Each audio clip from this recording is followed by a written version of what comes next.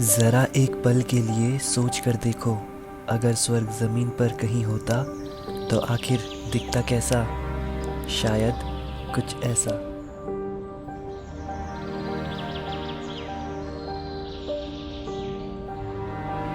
एक ऐसी जगह जहां इन हेवनली नज़ारों को देखने के लिए कोई घंटों का ट्रैक नहीं करना पड़ता। मसूरी से करीब 15 किलोमीटर का सफ़र और आप पहुंच जाते हैं उत्तराखंड के इन पहाड़ों में छुपी इस खूबसूरत जगह पर, भद्राज टेम्पल। लेकिन भद्राज की खूबसूरती सिर्फ इन पहाड़ों और इन नज़ारों तक सीमित नहीं। इन खामोश पहाड़ों के बीच सदियों से एक आस्था भी जिंदा है। एक ऐसी आस्था जिसके पीछे छुपी है एक पुरानी लोक कहानी और शायद इस रूट की एक खास बात। यहाँ आते आते मोबाइल नेटवर्क भी धीरे धीरे छूटने लगता है। फ़ोन की दुनिया से कनेक्शन टूटने लगता है, लेकिन इन पहाड़ों से कनेक्शन और गहरा होने लगता है। भद्राज देवता को यहाँ भगवान बलराम यानी बलभद्र के रूप में माना जाता है, लेकिन भद्राज से जुड़ी जो कहानी आज सुनने को मिलती है उसका ज़्यादा हिस्सा लिखित इतिहास में नहीं बल्कि यहाँ की लोक परंपरा और आस्था में जिंदा है।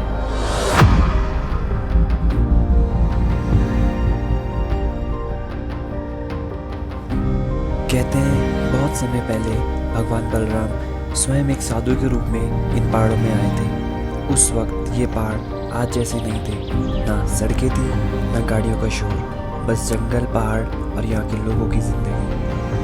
धीरे धीरे आसपास के गांव के लोगों की आस्था इन साधु के साथ जुड़ती चली गई। कहते हैं उस वक्त गांव वालों के पशु एक के बाद एक बीमार पड़ने लगे। परेशान होकर गांव वाले उस साधु के पास पहुंचे। उन्होंने अपने पशुओं की रक्षा के लिए उनसे प्रार्थना की। लोक मान्यता के अनुसार उनकी प्रार्थना स्वीकार हुई और धीरे धीरे गांव वालों के पशु ठीक होने लगे।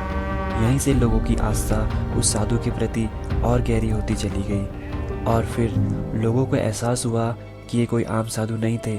लोक परंपरा में उन्हें भगवान बलराम का ही रूप माना गया। वक्त गुजरता गया लेकिन उनसे जुड़ी आस्था इन पहाड़ों में बनी रही और आज भी इसी आस्था की एक झलक यहाँ की परंपराओं में देखने को मिलती है। भद्राज देवता को आज भी दूध और मक्खन का चढ़ावा चढ़ाया जाता है और यहाँ की एक खास परंपरा ये भी है कि गांव वाले अपने पशुओं का दूध बेचा नहीं करते। उनके लिए दूध सिर्फ एक चीज़ नहीं बल्कि भद्राज देवता के प्रति उनकी आस्था और समर्पण का हिस्सा है। यानी जिस आस्था की कहानी पीढ़ियों पहले शुरू हुई थी उसकी एक झलक आज भी यहाँ की ज़िंदगी में नज़र आती है। तो आज की इस वर्चुअल जर्नी में हम आपको लेके जा रहे हैं उत्तराखंड के खूबसूरत पहाड़ों में बसी एक ऐसी जगह तक।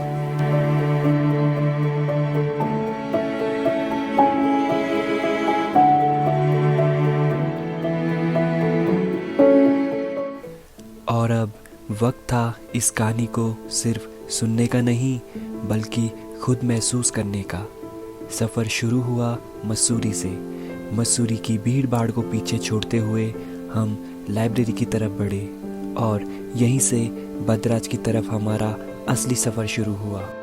शहर धीरे धीरे पीछे छूट रहा था और पहाड़ों की खामोशी बढ़ती जा रही थी। शुरुआत में आसमान बादलों से घिरा हुआ था, लेकिन जैसे जैसे हम आगे बढ़ते गए मौसम भी धीरे धीरे खुलने लगा। बादलों के पीछे छुपे पहाड़ अब सामने आने लगे।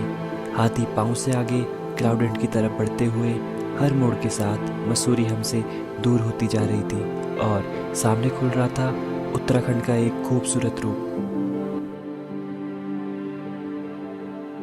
सो hey guys, good morning, welcome back to another vlog. तो आज का इंट्रो देख के आप लोगों को पता चल गया कहाँ जा रहे हैं। तो आज हम जा रहे हैं भद्राज मंदिर। बाकी तो कंटिन्यू करते हैं, दिखाते हैं आपको। ज़्यादा दूर नहीं है यहाँ से, लगभग वही 5-6 किलोमीटर होगा। फिलहाल अभी हमने जस्ट क्लाउडेंट क्रॉस किया है और आज मेन चीज़ ये है कि मौसम अच्छा है, तो आपको भद्राज के बारे में थोड़ा बताएंगे। और अभी नेक्स्ट मंडे को मतलब 17 अगस्त को भद्राज में जो मेला लगता है वो है, तो उसमें भी आप आ सकते हो अगर आ रहे हैं तो। फिलहाल तो अभी क्लाउडेंट से थोड़ा आगे आए हम, यहाँ से नीचे जाना है। मतलब थोड़ा रास्ता ख़राब सा भी है और कहीं कहीं सही भी है। लेकिन इस रूट की खास बात सिर्फ इसके खूबसूरत नज़ारे नहीं है। यहाँ अगर आप कुछ वक्त पहाड़ों के बीच रुकना चाहें तो कैंपिंग का ऑप्शन भी मिलता है और एडवेंचर पसंद है तो इस रूट पर एडवेंचर एक्टिविटीज़ का भी अपना ही मज़ा है। और फिर पहाड़ी रास्ता अब और रफ होने लगा था और फिर शुरू हुआ थोड़ा सा ऑफ रोडिंग। कुछ रास्ते आपको सीधा मंजिल तक ले जाते हैं और कुछ रास्ते सफ़र को ही यादगार बना देते हैं।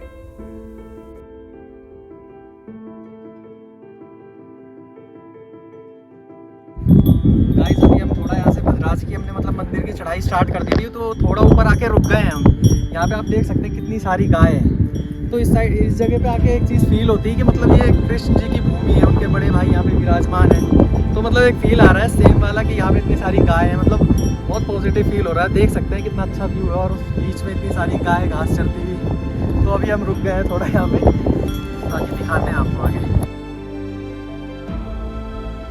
सो गाइस अभी हमने जस्ट भद्रा की चढ़ाई चढ़ ली है और जो मेन चीज़ है ना भाई, मसूरी से ज़्यादा दूर एरिया है और यहाँ पे नेटवर्क कुछ नहीं है भाई, ना एयरटेल वगैरह ना जियो वगैरह, एक चीज़ की दिक्कत नहीं होती, मतलब नेटवर्क ही नहीं है, मतलब मसूरी के टच में रहता है। बाकी यहाँ से चलना है सुबह 9 से आगे टेम्पल आ जाएगा, बाकी चलते हैं। और शायद इस रूट की एक ख़ास बात, यहाँ आते आते मोबाइल नेटवर्क भी धीरे धीरे छूटने लगता है, फ़ोन की दुनिया से कनेक्शन टूटने लगता है, लेकिन इन पहाड़ों से कनेक्शन और गहरा होने लगता है।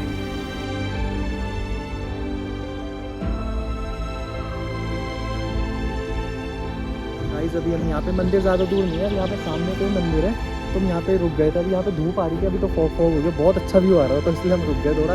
और शांति इतनी अच्छी है ना यहाँ पे, तो थोड़ा हम इंजॉय कर रहे थे व्यू को। वही चीज़ है भाई, फैसिलिटी नहीं है, और जो नेचर का दिया हुआ है इन लोगों के पास बहुत कुछ है भाई, जो हम लोगों के पास नहीं है।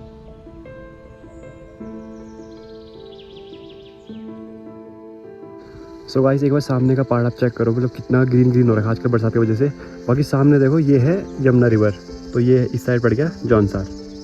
सो गाइस वो है सामने भद्राज देवता का मंदिर।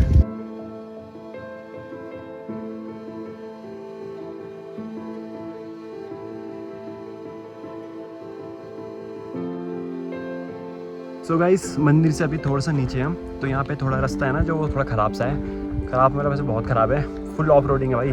और मेन दिक्कत बताऊँ क्या है, नीचे है खाई, तो उस हिसाब से थोड़ा डेंजर ही है। तो देखो यहाँ पे हमारी बाइक खड़ी कर दी भी, बाकी ऐसा रूट है यहाँ पे देखो। यहाँ पे चलो फिर भी सही सा लग रहा, पर कहीं कहीं में ना बहुत मोटे मोटे पत्थर हैं, तो जो ऐसे बाइक वगैरह नहीं होती तो स्लिप कर रहे हो। और सबसे मेन चीज़, आज फाइनली इतने दिनों बाद धूप आ रखी, तो वो अच्छा लग रहा है, क्योंकि जो पेड़ों के बीच से जो धूप दिखती है ना, हल्की जो किरणें आती है ऐसे वाली, बहुत सुंदर सी लग रही है। सो गाइस अभी हम मंदिर बस जस्ट पहुँचने वाले हैं, तो बाइक हमें नीचे खड़ी कर दी है।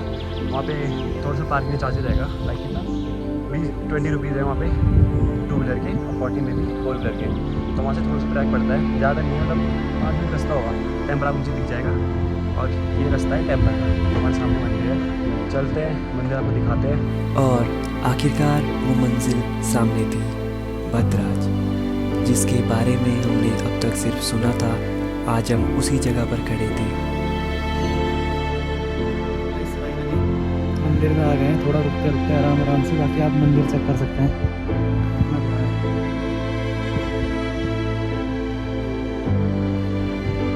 मंदिर तक पहुंचते ही सबसे पहले यहाँ का माहौल अपनी तरफ खींचने लगता है। पहाड़ों की खामोशी, मंदिर की घंटी की आवाज़ और सामने भद्राज देवता का दरबार। मंदिर के अंदर जाकर सबसे पहले दर्शन किए, और यहाँ आकर एक चीज़ ज़रूर महसूस होती है, जितनी शांति ये जगह बाहर से नज़र आती है, अंदर से उतनी ही गहरी इसकी आस्था का एहसास है।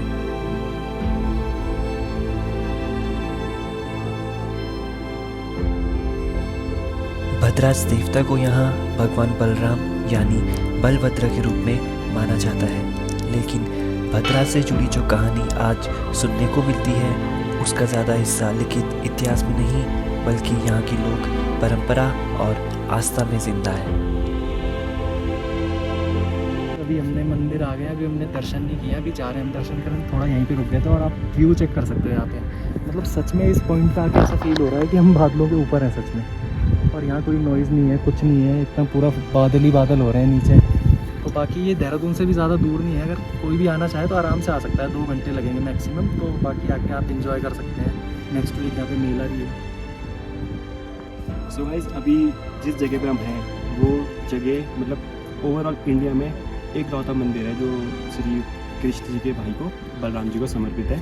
तो यहाँ से जो वो व्यू दिखता है ना, मतलब आप पूरा व्यू चेक कर सकते हो। अभी तो मतलब ऐसा हो रहा है कि पूरा फॉग फॉग सा है। बाकी जब ये खुलता है मौसम यहाँ पे, तो मतलब जो सामने गांव वगैरह है ना, जो इस साइड जॉनसर वगैरह पड़ता है, तो बहुत प्यारा सा लगता है। तो बाकी कभी आप आओगे तो आना, अच्छी जगह है, ज़्यादा दूर भी नहीं, देहरादून के तो बहुत पास है।